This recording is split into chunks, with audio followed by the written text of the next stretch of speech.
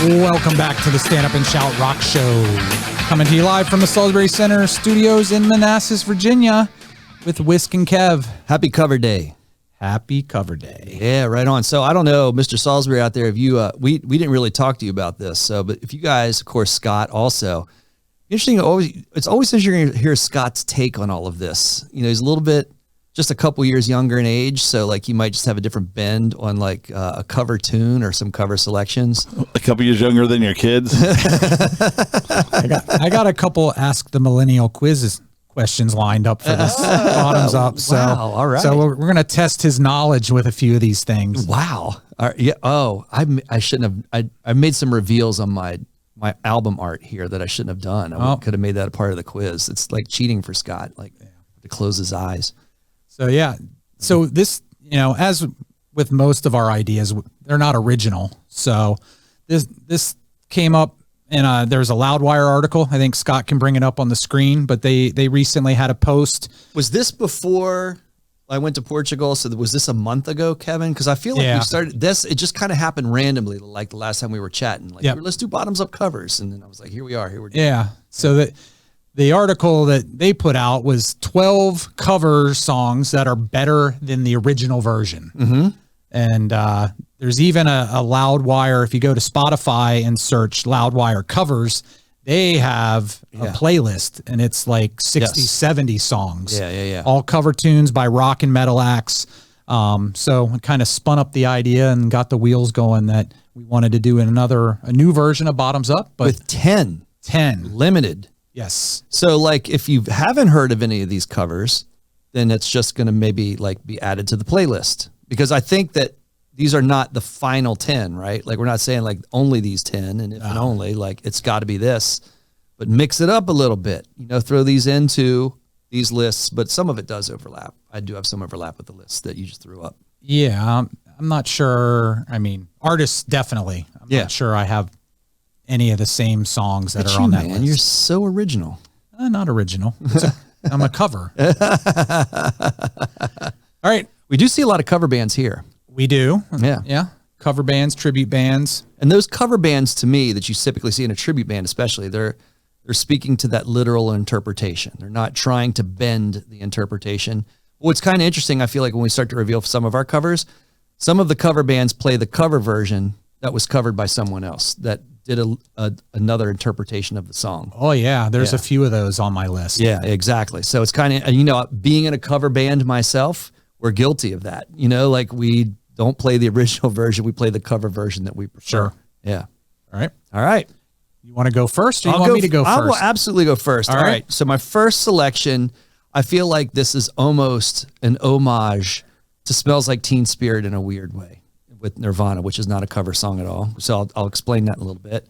I got Quiet Riot, Come On Feel the Noise, which was originally done by Scott. Like I have the answer revealed down here. It was done by Slade. So that was the original dudes that did the song, the original band, British glam band. But I gave the Nirvana analogy because everybody equates Smells Like Teen Spirit to the death of glam metal and the birth of grunge. We've had a lot of conversation about that. And we certainly know that's not necessarily true. It's just an easy way to explain it, right? It's just in this one simple song. This to me was, you know, the 1983 version of that, the first #1 glam metal single or metal single was a cover song. And it was done so originally well that, you know, it reached that status in popularity.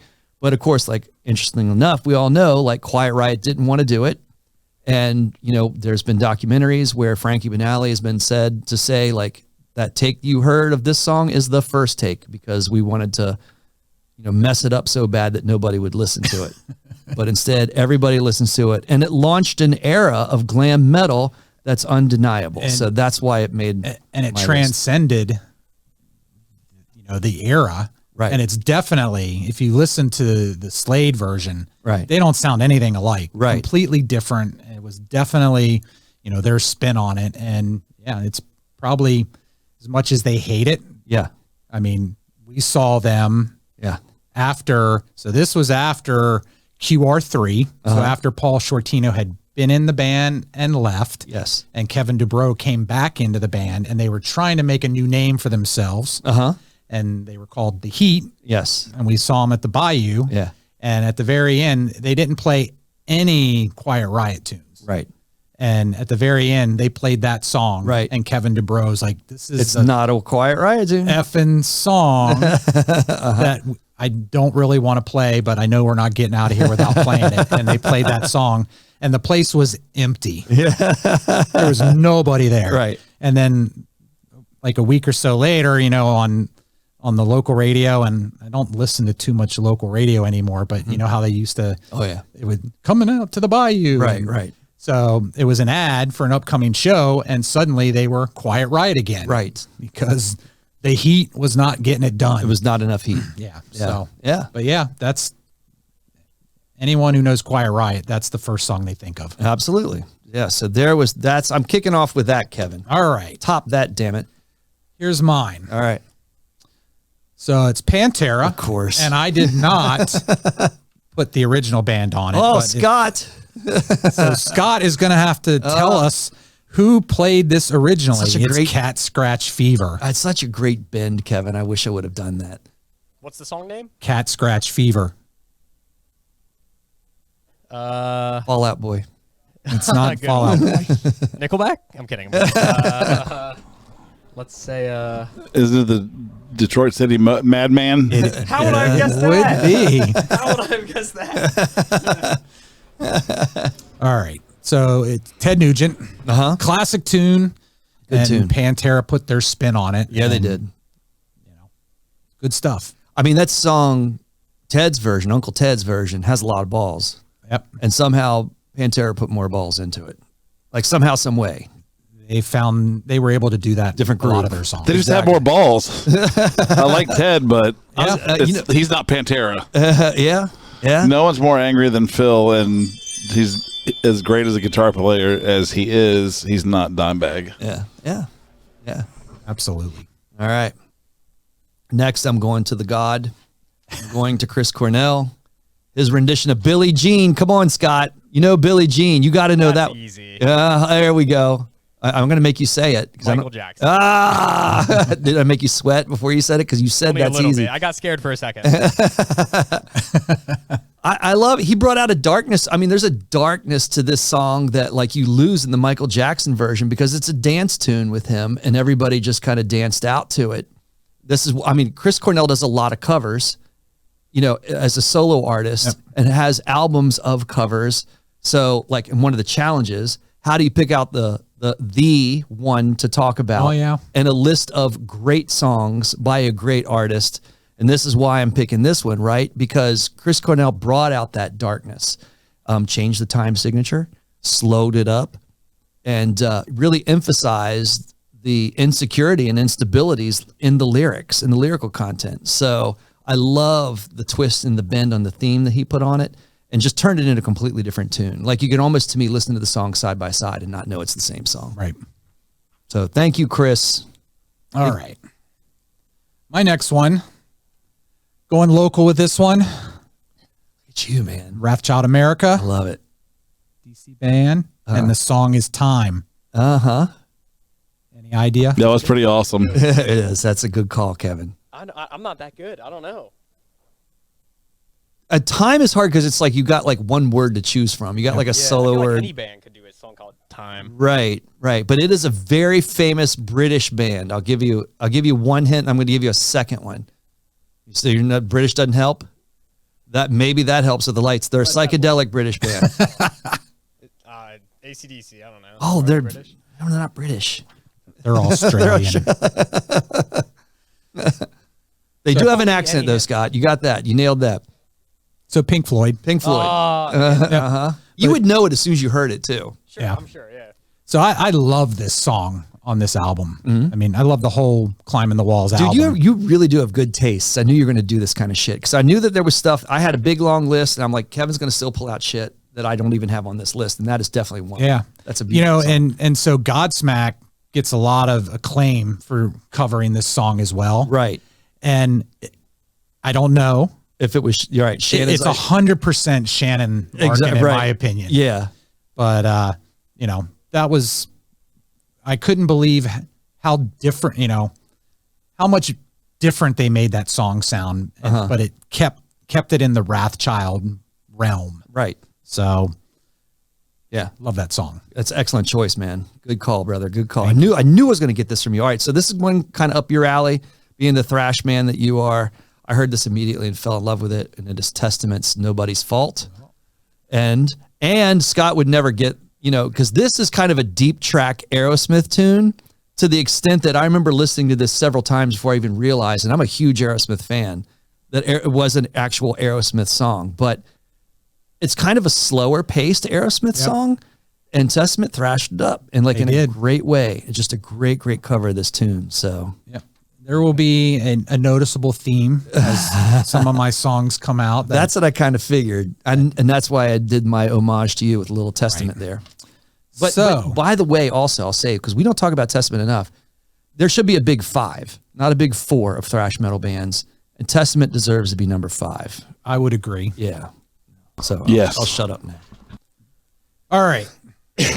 My number 8, Megadeth did, and here's the Ask the Millennial question I was thinking of. Yeah, it's going to be tough. So, what is a B-side, Scott? Do you know what a B-side is? Ooh. I don't know. No. Should I? Use youngsters probably have never even heard the term, but going back to when singles were released and they were actually on vinyl. I think you're making clips that are going to go like into social media that you're going to get angry. It's fine. Yeah. You got to educate the youngsters. I hear you. So whatever the single that was being released off the album, a lot of on the flip side of the 45, which was the B side, would be another tune. Sometimes it was. I had to throw something on the record, the back of the record. Sometimes it was something that would, maybe come off the album, song they didn't like, whatever the record company was trying to, I guess, push for. But a lot of the great rock bands, and I assume others did too, they did cover tunes on the B side, and some bands are very famous for that. And so this one, Delivering the Goods, Judas Priest cover, was recorded as a B-side. And there are 2 covers on the Sick, the Dying, and the Dead that made the album. And this, as I understand it, was recorded for the album, didn't make it, and it was a B-side off of one of the first tracks they released. Dude, that's an excellent call. I love how you, instead of quizzing Scott on like who initially performed that song, you did the B-side instead. He cut you a break on that one, Scott. He took it easy on you. So there's a couple further down my list that are also were great B-sides, but awesome covers too. But this is definite Megadeth, and in no way, shape, or form does Mustaine try to be Rob Halford. Right. And that's what I like about this, because it hits the right notes for the tune. Right. But he doesn't try and overextend what he's able to do. Sure, right. So. Right, because they're 2 very different vocal styles. Yep. Yeah. Absolutely. Yeah. All right, Scott, you ready for this? This is all you, my friend.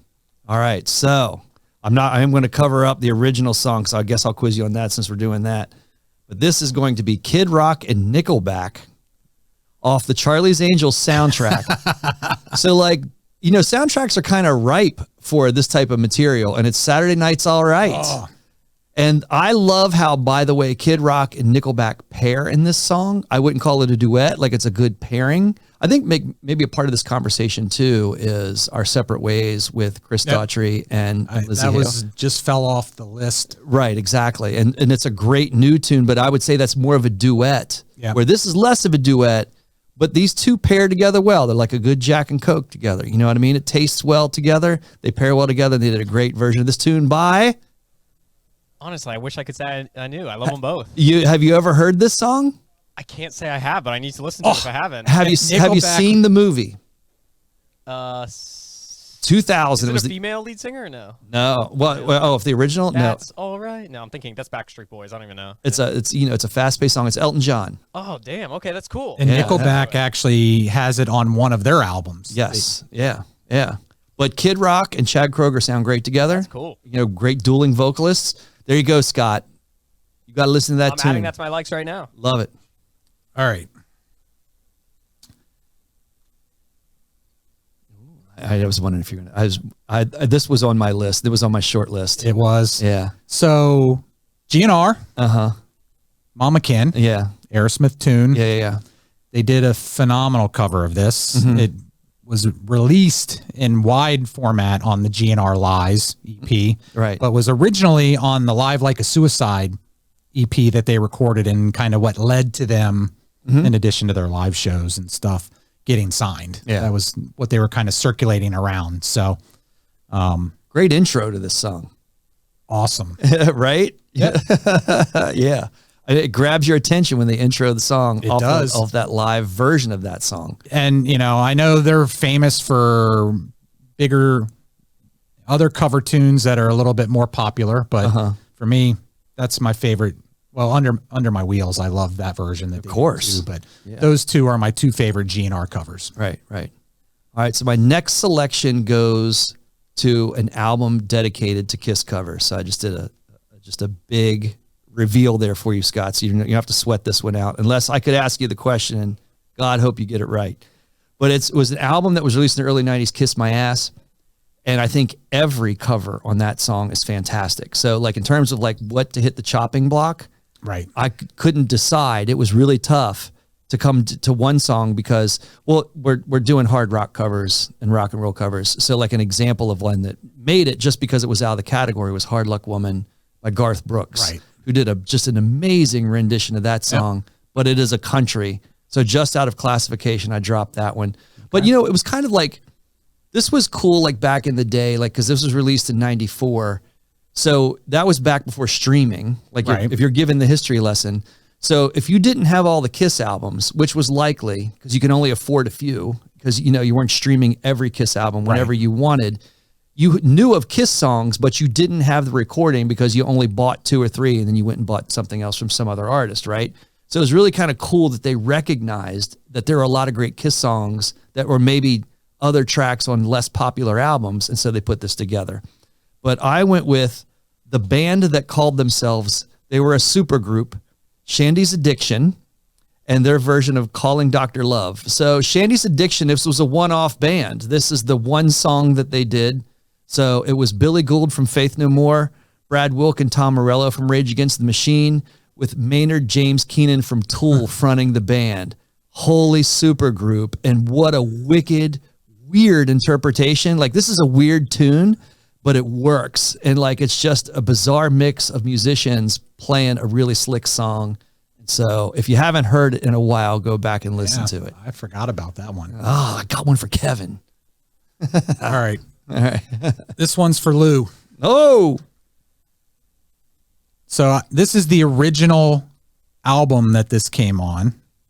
I don't know which camera's out of live. focus. So it's Rubaiyat, and it's Faster Pussycat, You're So Vain. Yeah. That's a good tune. And so for those that may not remember or don't know, so Good tune. this album was a double disc.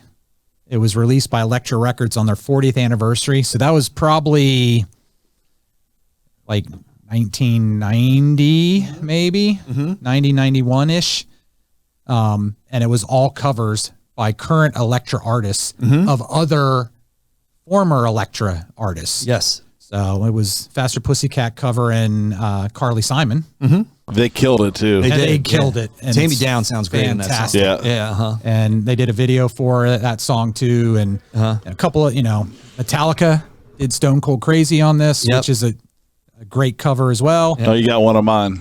But yeah, so, but yeah, this was next for me. Excellent. Excellent. All right. So you referenced this earlier in earlier conversation. We went and saw the show. I like the bend on this tune.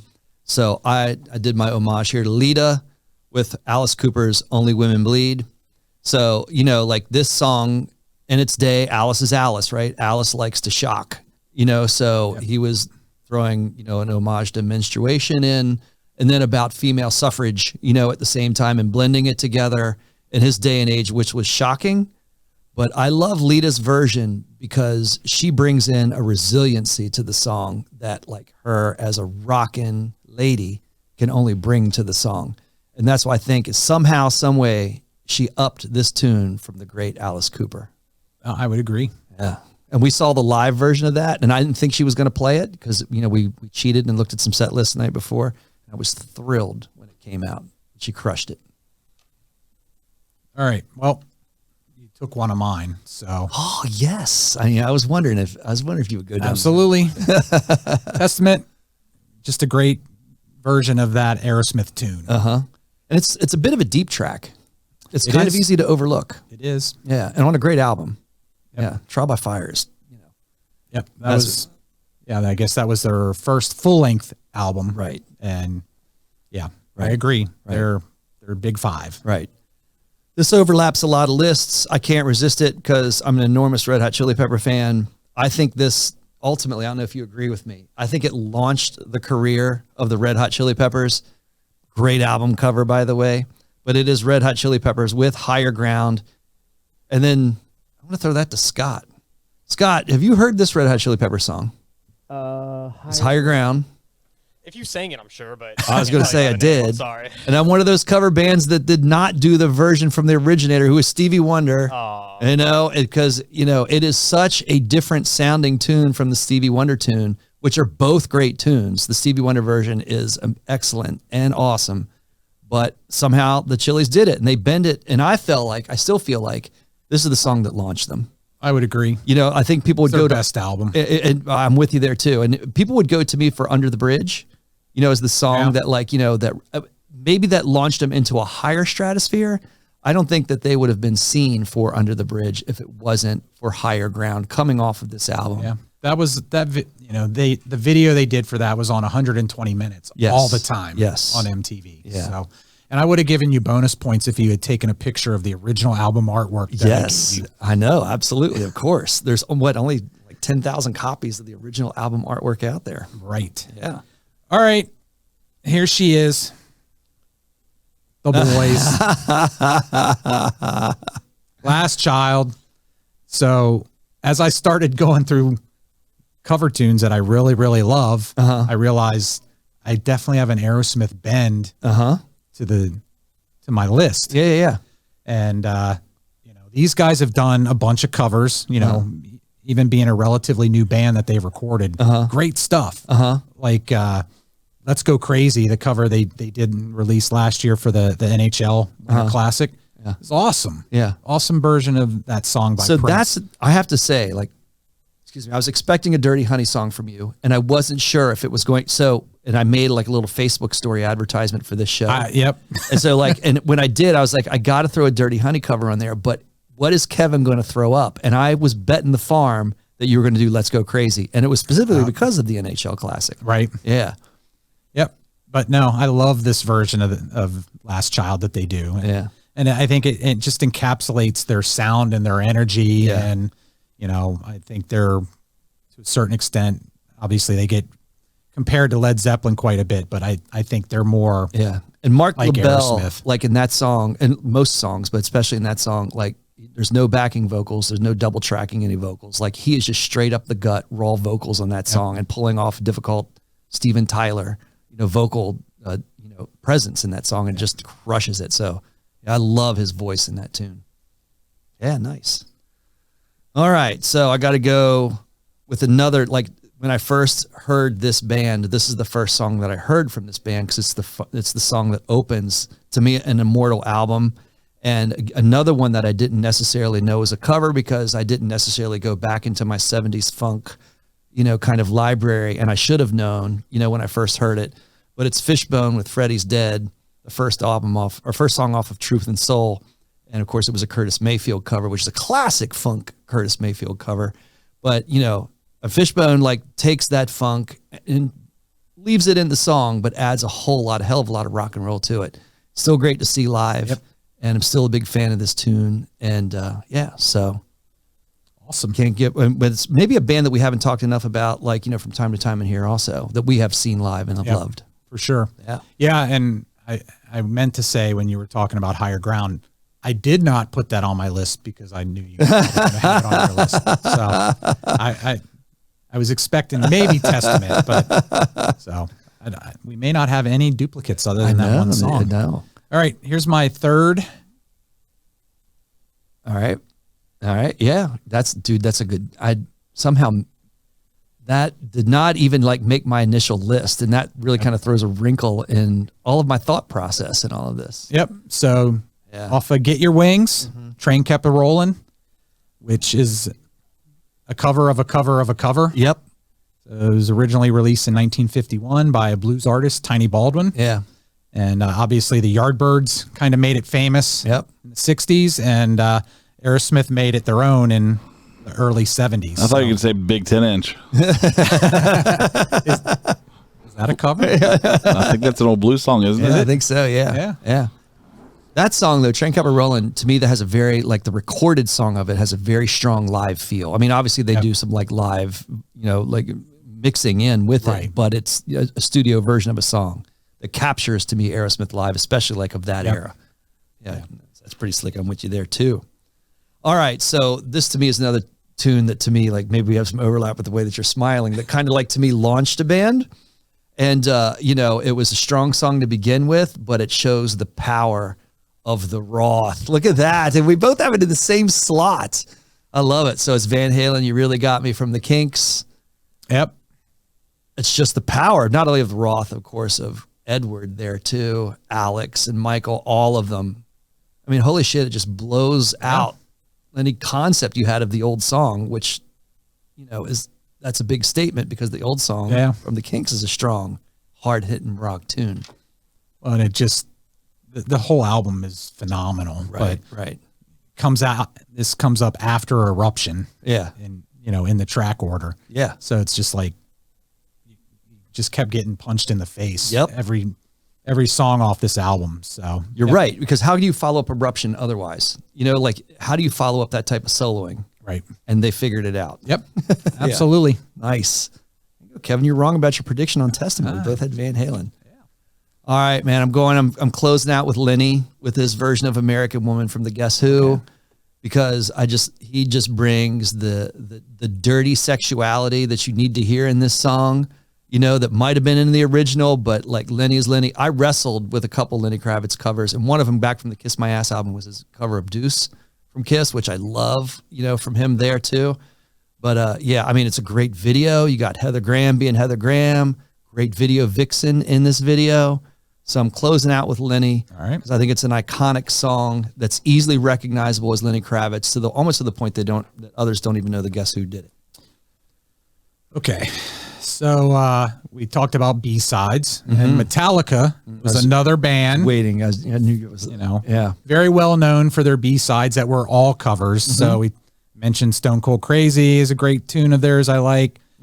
Bread Fan, but without a doubt, the best Metallica cover is Am I Evil? Okay, yeah. So, originally done by Diamond Head. Yeah. And this was another instance where they basically recreated the song. Sure. Because the Diamond Head version is, if you listen to that and then you listen to this right after, it's two entirely different listens. I wasn't sure. I knew Metallica was coming. I thought you might have gone with something off of Garage Days. Yeah. That's what I was predicting for you. Yeah. So this was the B-side of Creeping Death. Yep. And came out on Garage Inc. Yeah. Eventually with another CD release. Yeah. Or album release. But and we talk about the Big Four. One of my favorite videos is when the Big Four performed in Sofia, Bulgaria. Yeah. And they all came out and played this song. Yeah. So just great video. You can pull it up on YouTube, and it's fantastic to see all those guys on stage. Of course. Taking their whacks at that song. That was a slick moment. So there you go. Roger Mikulski and the Virginia Fuel Club. We got to shout out to them anytime we talk about Metallica. Yes. They are rabid. They would love that as your number one selection. Yep. All right. So I was jotting some notes down here. I was going to say, here's Mr. Salisbury. What did we get wrong, man? Overlooked so many songs. No, I have them on a list. I have an enormous list on the that are way better than half the songs you guys picked. All right, so let's hear your list. Well, I can't believe that you didn't pick Die, Die, My Darling over that. Yeah? For Metallica? Yeah. Dude, they killed that song. Yeah. And of course. Good track. Or So What? Right. Oh, yeah. Knocking on Heaven's Door. How did you miss that one? That was or there. Is it too obvious? That was very obvious, along with Live and Let Die. It was also there for me too. Yeah, I heard you talking about Skid Row, Delivering the Goods, Yep, or Come On and Love Me. Either one of those. Yeah. This one would probably be like maybe 10. You know, might not quite make it, but I thought those were good. So Delivering the Goods is one of my favorite Priest songs, and I love that version that Skid Row does. But on that recording, Rob Halford sings on it. So I mentioned. Oh, that's your originator. Yeah. Yeah, and I didn't know how far you guys were trying to go, like away or from what they did originally. But you talked about Quiet Riot, Mama, We're All Crazy Now. Yep. That was a good one. Yep. Let's see, and then of course, Jeff, I can't believe you didn't say either one of these. War Pigs or Easy. It was right. Faith No More. So they're on my on this phone list. Yes. So they were even in the top 10 at like, and especially like I would have probably gone with War Pigs, and of course I love Easy, but I like Mike Patton's interpretation of the vocals in War Pigs. Yeah. I think he did great on both of those. Yeah. And Kevin, I can't believe he didn't do No More Mr. Nice Guy. Yeah. I had some printed out because I was changing in my mind as we go. So of course, I got, because you always have extras. One that Scott might have. I'll go ahead. David Lee Roth with Just a Gigolo, and I ain't got nobody. Yeah, that was good. And I also, for my Aerosmith was Come Together, because it was also off that I don't know, it was a real stupid movie, but I watched it back in the day when I was a kid, and it scared the living shit out of me because Steven Tyler was like so fierce. Like, and I was like a little kid, and he's on the big screen looking like evil, wicked Steven Tyler and his version of Come Together. So too funny. Yeah. Scott might know this one. What? Black Betty. Yeah. Oh, Black Betty, Yeah. Slim, I don't know. Is that it? Yeah. Yeah, that's a cover song. Yeah. Covers, Yeah. But the ones that are on the Lou list that you guys might expect: Fire and Rain, Badlands. That's a good. What else? That was not on my list, and that should have been. You're right about that. What about Major Tom from Saigon Kick? This is the Lou list. This is the Lou list for sure. Yeah. Shining Star by Straper. Yep. That's definitely Lou list. That song. But the number one that we all should have had, Babe, I'm Gonna Leave You. Dude, do you remember that on was it MTV Acoustic? What was it? What was that show? Was it Great White that did it? Or was it that wasn't Kingdom Come, it was Great White. I was gonna say Babe, I'm Gonna Leave You. Right. And it was, you mean the Unplugged? Yeah, the Unplugged. Yeah. MTV Unplugged. Yep. That they just killed that song. Yep, you're right. Yeah. Yeah. I don't think Kingdom Come would want to do that. No, Kingdom Come, I think they did they might as well have been Led Zeppelin, but I thought they did one that I really liked, but I couldn't think of it. Yeah. Couldn't remember it, but the Babe, I'm Gonna Leave You, I could listen to that song every day just about. Look, so like I will say I thought about all of this shit for 2 weeks in Portugal. Like it was so hard to narrow down. I could probably like put this away for a month and come up with a different pile of songs and then come up with a different list of 10. You ask me on another day and it'd be a totally different list. Right. But I could say that like the one gift that this gave me is I went back and was listening to Kiss My Ass again. And I was like, damn, man, there's a lot of great covers on this. It's just this one album. Yeah. So, Scott, what are some of yours? Bands you listen to? I don't even know if they sing the song or if it's a cover at this point. I wish I could tell you. Everything's so convoluted now with sampling. Right? Yeah. Yeah, right. And I guess in that way you have the original on the version that you're listening to. That was like, so like Black Crowes and Jimmy Page live at the Greek. You know what I mean? Like that's great versions of Zeppelin tunes, but you have Jimmy Page playing on it. Yeah, so exactly. So what you bring Hard up to handle that. I had that. Yes, rolling around I had in my that head too. for a I bit. had Hard to Handle also. Yep. It's tough to even stop it at 10. Sure, right. It was impossible. And I tried not to have multiple bands. Yep. So exactly. So yeah, like, No More Mr. Nice Guy could have been there too, but Oh yeah. All right, these so boots. like the corrections, like if people listen to this after the fact, like this is the shit to put in the comments. Like give us the corrections because we want to hear it. We want to talk about those corrections. Yeah. Well, yeah, and definitely, hit the social media, Stand Up and Shout Rock Show on Facebook, Instagram, TikTok. What did we overlook? let us know. Yeah. All right. Yeah. Yeah. I mean, I still got my list, man. I could like pull it up here on my notes here, Kevin. Like keep running down the list, but then we'd be sitting here talking about covers all night long. Well, Yeah, and I posted I shared recently an article on our Stand Up and Shout Rock Show Facebook page. That was an article, I forget where it came from. It might have been Blabbermouth, but it was bands that have been around for a long time that recently released classic albums. And, you know, we asked, so we would be interested in folks that are checking out our show and maybe go to the social and check out that link. But yeah, we want all those kinds of comments. Keep a conversation going. Hell yeah. Yeah. Cool. All right. So we're going to close out with that with the covers for now, because this theme could repeat itself as we talk to more people. For sure. They will bring up covers that they do. There we go. I just thought of one that would be on the Chris Salisbury list. Sympathy for the Devil. Jane's Addiction. Yep. Yeah. I know. Yeah. All right. Well, I'm going to end on that, take a little break, and get back to a little more news. Yeah, sure. All right. We'll be right back on the Stand Up and Shout Rock Show.